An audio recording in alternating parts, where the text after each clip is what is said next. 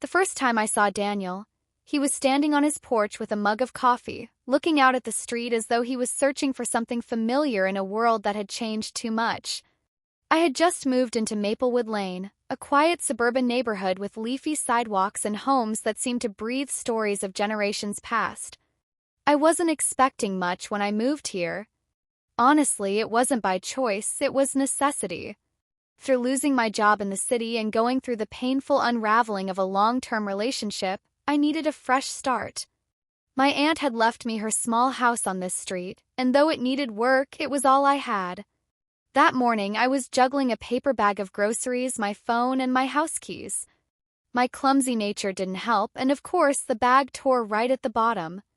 Apples rolled across the sidewalk, a loaf of bread landed in the grass, and my phone slipped out of my hand, clattering against the pavement.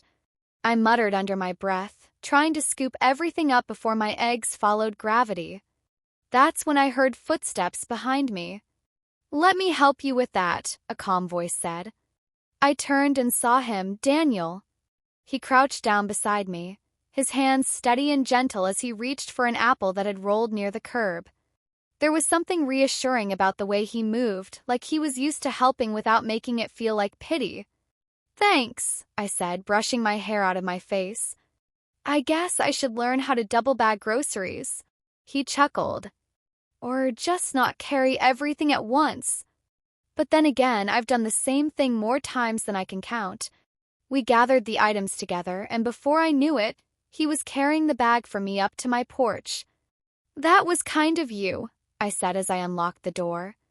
"I'm Emily, by the way." "Daniel," he replied, shifting the bag in his arms. "I live 2 houses down." That was the beginning of something I didn't see coming. Daniel had lived on Maplewood Lane for years, but he kept to himself.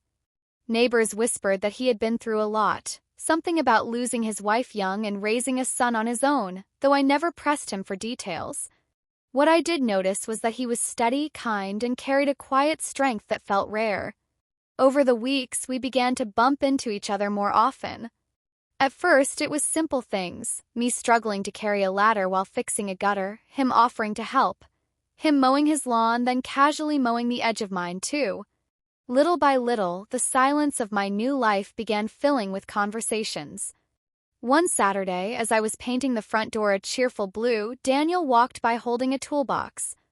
"You know," he said, stopping at the gate, "that color suits you." I laughed. "I hope you mean the door and not the paint smudges on my face." "Both," he said with a smile. But I was actually on my way to fix the hinge on my fence. "Do you need any help here?" Part of me wanted to say no, to keep proving I could handle things myself. But the truth was, I had been carrying too much pride, and maybe it was okay to let someone step in. "Actually, yes," I admitted. "This doorknob refuses to cooperate." That afternoon, we ended up sitting on the porch drinking iced tea after the work was done. I found myself laughing in a way I hadn't in months. The turning point came one evening in late autumn. The air was crisp, and I was walking home from the bus stop after a tiring day of job hunting. The weight of uncertainty pressed down hard. I didn't know if I'd find work before my savings ran out. As I reached my gate, I noticed Daniel sitting on his porch again, reading a book under the glow of a porch light. "You look tired," he said, setting the book aside. I sighed. "That obvious, huh? Want to talk about it?" I hesitated. For weeks, we had shared light-hearted exchanges, but this felt heavier.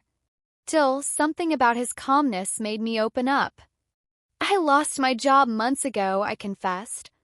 "And I thought moving here would give me a fresh start, but I can't seem to get hired. I feel like I'm failing at everything." Daniel was quiet for a moment, then said, "You're not failing. You're surviving. There's a difference." I blinked, his words sinking in.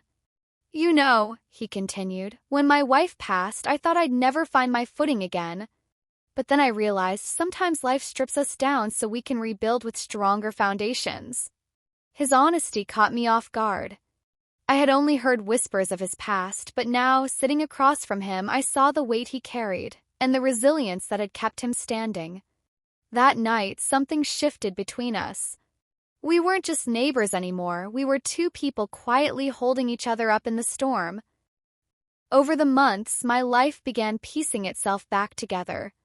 I got a part-time job at a local bookstore, and though it wasn't glamorous, it filled me with a sense of purpose. Daniel started dropping by more often, sometimes to share a meal, sometimes just to sit in comfortable silence. There were no grand declarations, no whirlwind romance. Just steady companionship, like the roots of two trees intertwining underground. The moment I realized how much he meant to me came on a snowy evening in December. I had slipped on the icy steps of my porch, and before I could fall, Daniel's arms caught me from behind.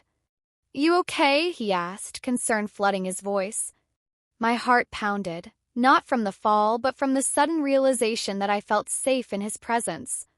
Truly safe. I nodded, smiling through the cold air. I am now. Our story wasn't about fireworks. It was about warmth, the kind that sneaks up on you slowly like the steady glow of a fireplace.